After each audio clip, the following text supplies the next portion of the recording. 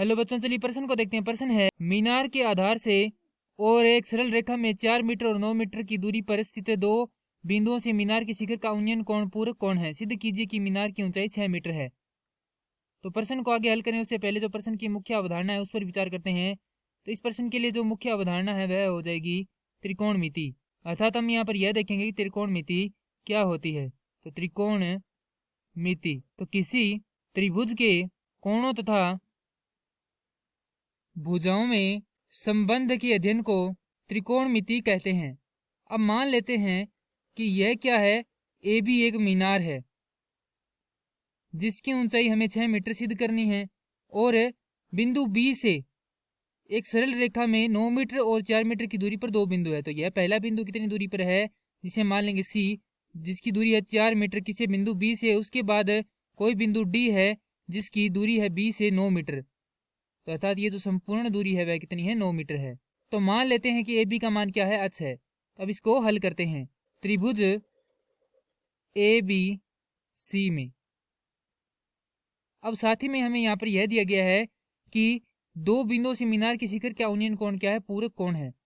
तो ये यदि हम कोण कितना ले लेते हैं, थीटा ले लेते हैं, तो यह कोण कितना हो जाएगा। क्योंकि हम जानते हैं कि पूरक कोण क्या होते हैं, जिनका योग क्या हो, 90 डिग्री हो। तो यदि थीटा 1 लेते हैं और ये थीटा 2 है तो इन दोनों का योग कितना होना चाहिए, 90 डिग्री होना चाहिए। तो यहाँ से हम कोई भी एक थीटा को लेकर दूसरे थीटा को यदि हम 90 में से घटा दे तो हमारे पास क्या आ जाएगा, थीटा 1 और थीटा 2 आ जाएंगे। तो यदि ये कोण थीटा है तो ये जो कोण है वो कितना होगा, 90 घटाव थीटा होगा। क्योंकि 90 में से इतना कोण घटा दे तो हमारे पास दूसरा कोण आ जाएगा। तो अब त्रिभुज ए बी सी में थीटा का मान हमारे पास कितना है, थीटा है। तो हमारे पास यहाँ पर बी सी क्या है, आधार है जो कि हमें दिया गया है। हमें यहाँ पर क्या निकालना है, लंब निकालना है। तो लंब व आधार में संबंध पाया जाता है टेन थीटा में। तो टेन थीटा बराबर होता है लंब बटा आधार। तो थीटा का मान हमारे पास कितना, थीटा ही है। तो टेन थीटा बराबर लंब है हमारे पास h बटा आधार है हमारे पास 4। तो ये आ जाएगी हमारे पास समीकरण संख्या 1। अब त्रिभुज ए बी डी में यहाँ पर थीटा बराबर है हमारे पास 90 घटाव थीटा। तो यहाँ से लिखेंगे, क्योंकि हमें यहाँ पर क्या दिया गया है, आधार दिया गया 9 मीटर और ऊंचाई है हमें यह ज्ञात करनी है। तो यहाँ पर लिखेंगे टेन थीटा बराबर, क्योंकि यहाँ पर भी संबंध किसका लगेगा, टेन थीटा का लगेगा। ऊंचाई है हमारे पास h, माफ कीजिए लंब है h, और आधार है हमारे पास 9 मीटर। और यहाँ पर थीटा की जगह क्या आ जाएगा, 90 घटाव थीटा आएगा, क्योंकि थीटा का मान कितना है, 90 घटाव थीटा है। तो टेन 90 घटाव थीटा को हम जानते हैं क्या होता है, कोट थीटा होता है। तो कोट थीटा बराबर h बटा 9। ये आ जाएगी समीकरण संख्या 2। अब समीकरण 1 व 2 को गुणा कर देते हैं तो हमें क्या प्राप्त होता है वह देखते हैं।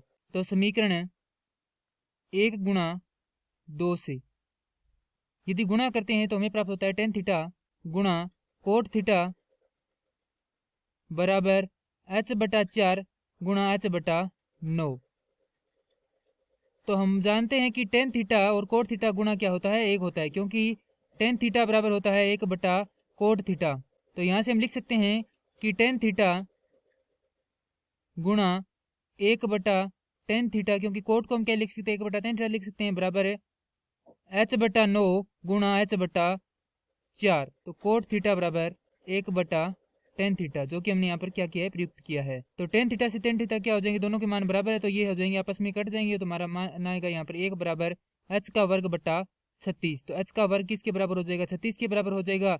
और h बराबर हो जाएगा धनात्मक ऋणात्मक 6 के। क्योंकि हम जानते हैं कि यह क्या है, ऊंचाई है, तो यह क्या आ जाएगी, धनात्मक 6 मीटर। और ये क्या करना था, हमें सिद्ध करना था। मैं आशा करता हूँ कि यह प्रश्न आपको समझ में आया होगा। धन्यवाद।